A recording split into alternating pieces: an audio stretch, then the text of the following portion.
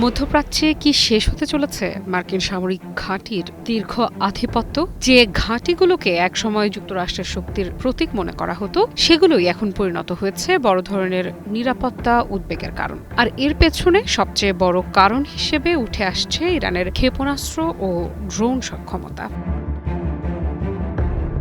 সাম্প্রতিক ইরান যুক্তরাষ্ট্র সংঘাত শুধু যুদ্ধক্ষেত্রের হিসাব বদলায়নি, বদলে দিয়েছে মার্কিন সামরিক নিরাপত্তার ভিত্তিও।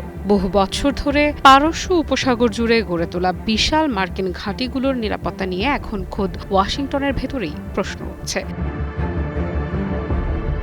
ইরান দীর্ঘদিন ধরে দাবি করে আসছে মধ্যপ্রাচ্য থেকে সব মার্কিন সামরিক ঘাঁটি সরিয়ে নিতে হবে, কিন্তু মজার বিষয় হলো এখন এমন পরিস্থিতি তৈরি হয়েছে যেখানে ইরানের দাবি পূরণ না হলেও যুক্তরাষ্ট্র নিজেই হয়তো কিছু ঘাঁটি ছোট করতে বা সরিয়ে নিতে বাধ্য হতে পারে।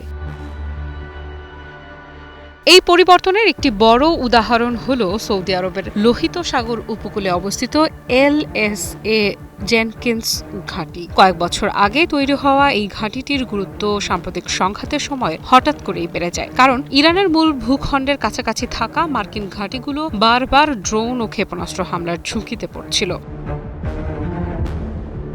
বিশ্লেষকদের মতে নতুন বাস্তবতায় যুদ্ধ পরিচালনার জন্য এখন দূরবর্তী কিন্তু নিরাপদ অবস্থান বেশি গুরুত্বপূর্ণ হয়ে উঠছে। আর সেই কারণেই ইরানের সীমান্তের কাছাকাছি বড় ঘাঁটির বদলে যুক্তরাষ্ট্রের কাছেও অপেক্ষাকৃত দূরের ছোট ঘাঁটির ধারণা গুরুত্ব পাচ্ছে।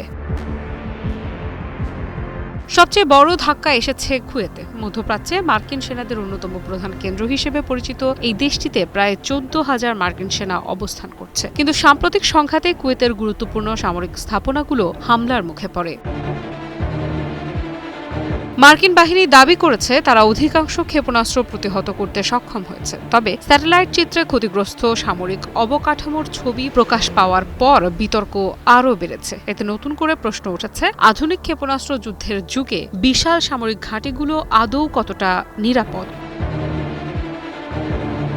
আরেকটি উদ্বেগের বিষয় হলো যুক্তরাষ্ট্রের আকাশ প্রতিরক্ষা ব্যবস্থার সীমাবদ্ধতা। যুদ্ধের শুরুতেই দেখা যায় ক্ষেপণাস্ত্র প্রতিরোধে ব্যবহৃত গুরুত্বপূর্ণ ইন্টারসেপ্টর দ্রুত কমে আসছে। বিশেষজ্ঞরা বলছেন প্রতিটি ঘাঁটি পূর্ণ সুরক্ষা দিতে গেলে বিপুল পরিমাণ প্রতিরক্ষা অস্ত্র প্রয়োজন হবে, যা দীর্ঘমেয়াদে ব্যয়বহুল এবং কঠিন।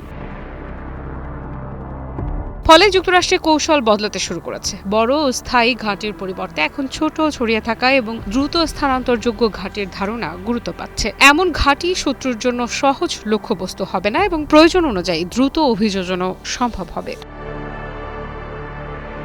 এদিকে ওমানের মডেলও নতুন করে আলোচনা এসেছে। সেখানে যুক্তরাষ্ট্রের কোনো বড় স্থায়ী ঘাঁটি নেই, বরং চুক্তির মাধ্যমে বন্দর ও আকাশপথ ব্যবহারের সুযোগ রয়েছে। সাম্প্রতিক সংঘাতে ওমান তুলনামূলকভাবে নিরাপদ থাকায় অনেকেই এই মডেলকে ভবিষ্যতের সম্ভাব্য পথ হিসেবে দেখছেন। আমি ভরসা রাখি হিরন স্মার্ট ওয়াটার পিউরিফায়ারে। তবে শুধু স্থল ঘাঁটি নয়, সমুদ্র পথ নিয়েও উদ্বেগ বাড়ছে। হরমুজ প্রণালীতে ইরানের শক্তিশালী উপস্থিতি মার্কিন নৌবাহিনীর জন্য নতুন চ্যালেঞ্জ তৈরি করেছে। ফলে পারস্য উপসাগরের পরিবর্তে লোহিত সাগর হয়ে বিকল্প রুট ব্যবহারের বিষয়টিও গুরুত্ব পাচ্ছে।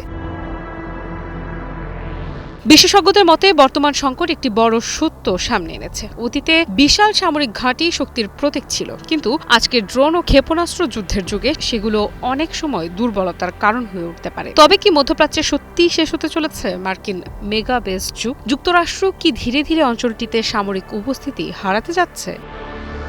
আফরিদা ইফরা, নিউজ 24।